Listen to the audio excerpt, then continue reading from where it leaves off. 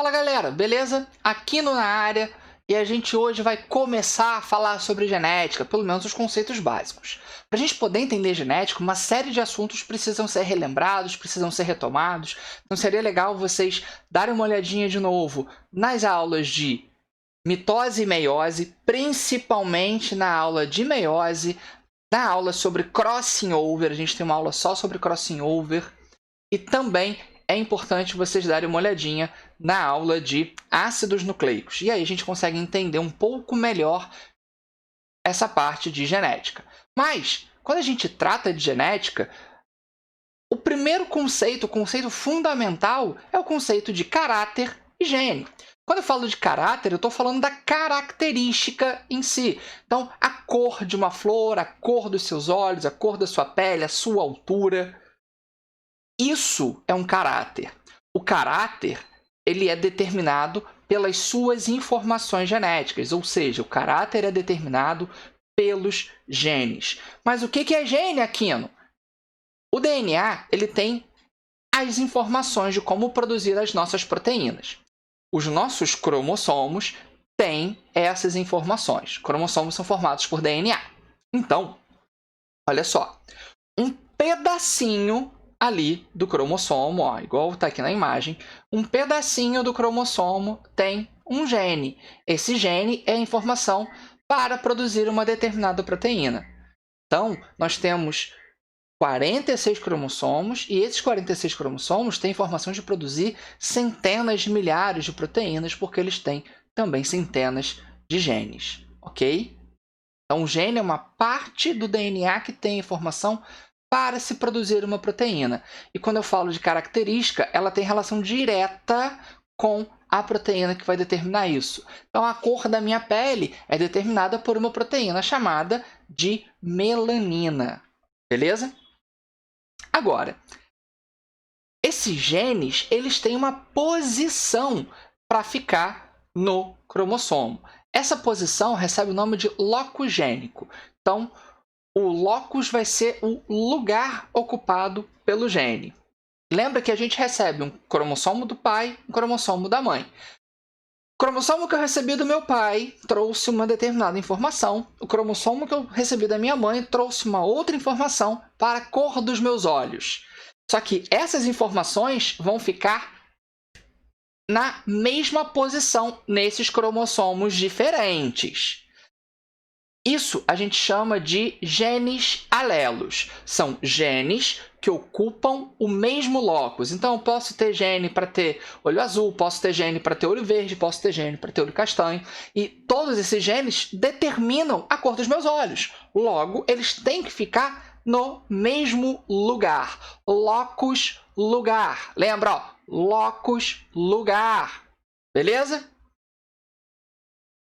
Como eu falei que eu recebi um cromossomo do meu pai e um cromossomo da minha mãe, que cromossomos eu recebo de cada um deles? Eu recebo uma cópia de cada um dos seus cromossomos. Então, meu pai tem lá 46. Eu recebi uma cópia de 23 cromossomos dele. Por que 23? Ele tem 46 cromossomos divididos em 23 pares. Mesma coisa da minha mãe, para formar os meus 23 pares. Esses pares, esses casaizinhos de cromossomos são chamados de cromossomos homólogos. Cromossomos homólogos vão ser aqueles cromossomos que carregam os genes alelos, ou seja, que carregam genes que ocupam a mesma posição.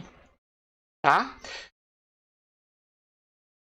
Pensando nisso, aqui eu trouxe para vocês uma imagem mostrando, ó, eu tenho o alelo azão. Eu tenho azão em um cromossomo, azão no outro cromossomo. Eu posso ter o alelo azão em um cromossomo e o azinho no outro cromossomo, ou azinho nos dois cromossomos. Mas esses cromossomos, todos eles têm nessa mesma posição o alelo A, ou azão, ou azinho. Eles são cromossomos homólogos, eles vão determinar as mesmas características em mim. Outro conceito fundamental, e que às vezes a gente confunde, fala umas coisinhas erradas, é o de genótipo e fenótipo. Quando eu falo de genótipo, estou falando das suas informações genéticas, desse patrimônio genético que você recebeu dos seus pais. E é só isso, nada mais. Agora, quando a gente fala em fenótipo, fenótipo pode ser dito que é a expressão do genótipo. Ah, fenótipo então é característica observável, Aquino? Não.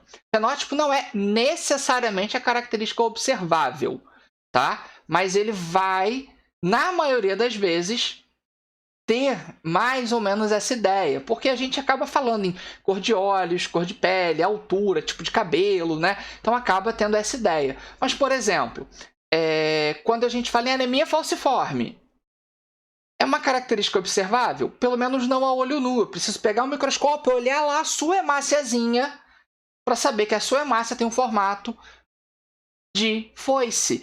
Isso é um fenótipo, tá? Você ter a hemácia com formato de foice é um fenótipo. Ou então, o indivíduo não conseguir coagular o seu sangue. A hemofilia é um problema genético. Não conseguir coagular o sangue é um fenótipo dele. E a observação disso ela não necessariamente vai ser tão simples quanto uma cor ou uma determinada característica como a gente normalmente vê, tá? E o meio pode influenciar? Pode. Em algumas características ele vai ter uma influência grande, em outras ele praticamente não tem influência. O meio não vai influenciar no indivíduo que é hemofílico, mas o meio vai influenciar na minha cor de pele. Se eu pego muito sol, a minha pele fica mais escura, tá bom? Nós temos também o conceito de homozigoto e heterozigoto. Lembra que eu tinha mostrado nos cromossomos homólogos que eu podia ter azão e azão nos dois, azão e azinho, ou azinho e azinho? Quando os meus alelos são iguais, azão, azão ou azão, azinho, eu digo que eu sou homozigoto. Homo mesmo, igual, tá? Então eu tenho alelos iguais para aquela característica. Algumas questões podem usar o termo puro, porque o Mendel usou esse termo. A gente não vai falar sobre Mendel aqui. Agora, se eu tiver alelos diferentes, azão e azinho, eu sou heterozigoto, heterodiferente. Ou como o Mendel usou, híbrido, porque híbrido é mistura. Então, eu tenho um alelo de um tipo e um alelo do outro tipo. Por fim, nós temos a ideia de gene recessivo e gene dominante. Gene recessivo é aquele gene que só vai se expressar se ele tiver em homozigose, ou seja, se só tiver ele. Azinho e azinho juntos se expressam. Azão com azinho, quem expressa é o azão, porque azão é dominante. Você ainda pode dizer o seguinte, o dominante sempre se expressa. Ele vai se expressar na homozigose dominante ou na heterozigose. Já o recessivo só se expressa na homozigose recessiva. E um exemplo muito comum da nossa espécie é o albinismo. O indivíduo albino, ou seja, um indivíduo que não produz melanina, ele tem uma incapacidade na produção de melanina, ele tem 2 alelos que vão condicionar essa característica, alelos recessivos, tá bom? E aqui a gente consegue ver uma imagem que concentra todas essas informações. Ó. Um cromossomo que eu recebi da minha mãe, um cromossomo que eu recebi do meu pai.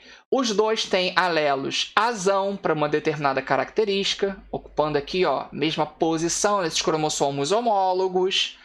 Como eles são iguais, homozigoto, como é representado com letra maiúscula, dominante. Dominante a gente representa com letra maiúscula, recessivo a gente representa com letra minúscula. Tem também uma regrinha. Em geral, gente, dê preferência para usar a primeira letra da característica recessiva. Então, albinismo e normal, né? Não albino. A gente usa A porque é A de albino, tá bom?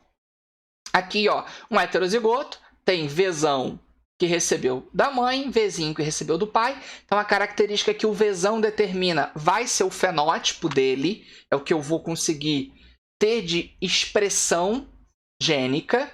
E nós temos também aqui Fzinho Fzinho, que é o homozigoto recessivo. Então, galera, é isso. A gente começa a genética assim. Lembra de se inscrever no canal. Bons estudos. Compartilhe o vídeo. Deixa seu comentário. Qualquer dúvida, pode colocar aqui embaixo que eu tento ajudar vocês o máximo possível. Deixa seu like e me segue no Instagram, porque lá no Instagram eu vou sempre colocando mais algumas informações, algumas dicas. Tem sempre alguma coisa nova para ajudar vocês, tá bom? Valeu, galera!